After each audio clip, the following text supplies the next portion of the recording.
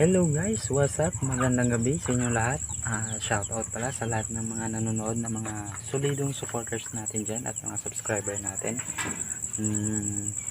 Ngayong gabi ay papakita ko sa inyo na meron tayong isasalang sa ating hen incubator. Ito po yun. Pero bago ang lahat, huwag kalimutang mag-subscribe sa ating channel at pindutin yung notification bell sa ibaba para sa mga bagong uploads.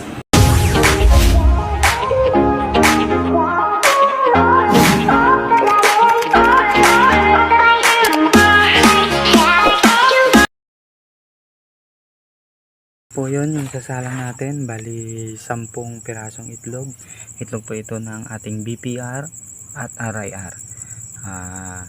Kasi meron tayong maglilimlim ngayon, ito po siya, meron tayong tagalimlim, nag-aagawan sila dito, kaya bigyan natin sila ng kanya-kanyang itlog.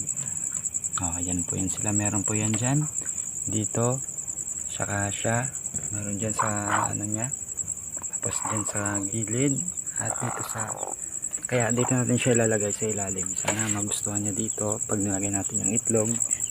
Sana hindi niya iiwan at dito na siya maglilimlim. Ang magandang gawin natin ay sasalang na natin. Hali kayo.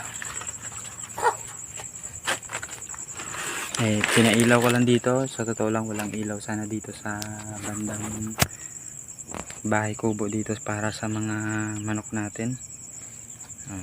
Ito na, lalagay natin dito sa gilid na huwag kayong mag-alala, dinisinfect muna natin itong itlog tsaka yung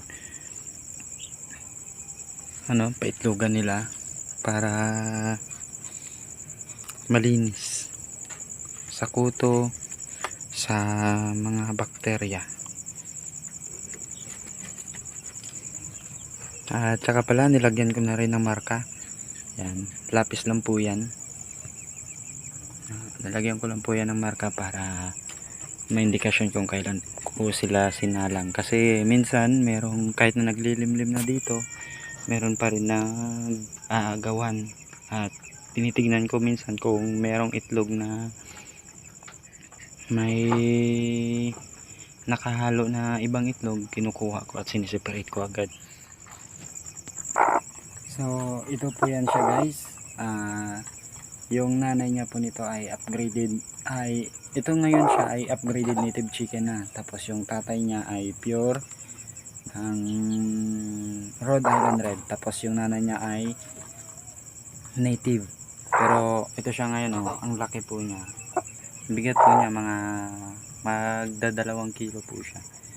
Kaso lang may dugo pa rin siyang native, kaya naglilimlim pa rin yung iba dito.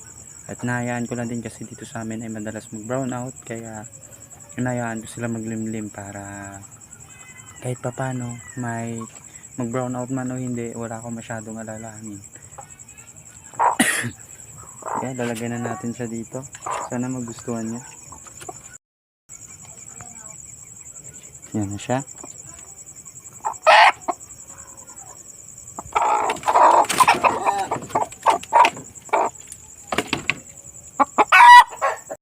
At yun na nga guys, pasensya na kayo, pinutol ko kasi nag-iingay siya kanina, hindi na masyado makita ngayon. Pipicturean ko na lang, papakita ko na lang sa inyo na okay na siya.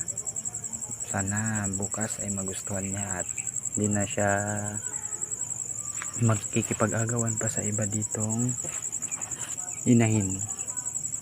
Pasensya na, madilim. Bubuksan ko muna yung ilaw. So yan po yun, dito na po siya. So update ko na lang kayo bukas guys. Pasensya na kayo, yung ilaw namin patay sindi, iwan ko kung anong nangyari dyan.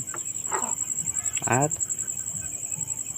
update ko na lang kayo bukas kung aalis ba siya sa pugad na binigay ko o... Yun lang mga idol, pasensya na kayo, naging Christmas light yung ilaw natin. At gabi na, alas 7 na.